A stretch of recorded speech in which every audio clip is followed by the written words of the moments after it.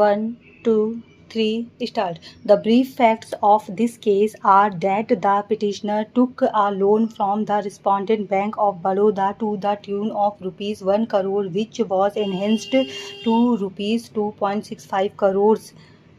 Since there was default in repayment of the same, the respondent bank filed an application before the Debts Recovery Tribunal Allahabad, hereinafter referred to as the DRT, for recovery of over rupees 4 crore. The petitioner submitted its reply and had also taken time to settle the dues through one-time settlement scheme. However, the matter could not get resolved. The petitioner then filed an application praying that the original application, having been filed without approaching the High Power Committee and without serving notice under section 117 of the UP Cooperative Societies Act 1965, would be liable to be dismissed.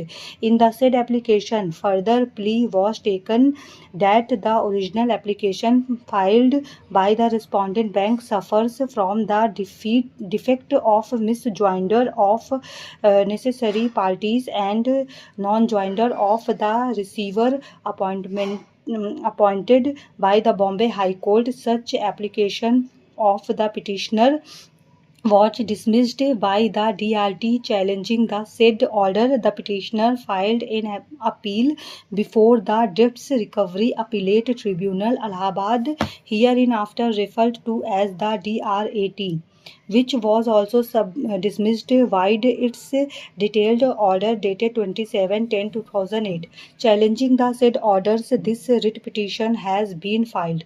The submission of the learned counsel for the petitioner is that prior to the filing of the suit against the petitioner or its officers, notice in writing to the registrar of the cooperative society ought to have been given, which has not been done. Hence, the original application filed by the respondent bank was not maintainable.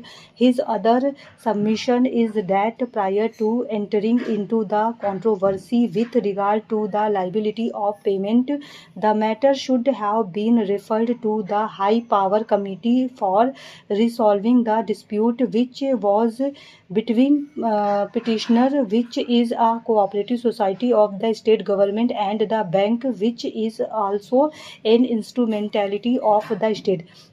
It was then argued that several parties have been joined who were not necessary, and the receiver appointed by the Bombay High Court, who was a necessary party, has not been joined, and as such the original application ought to have been dismissed by the DRT on the ground of misjoinder of parties and non-joinder of necessary party.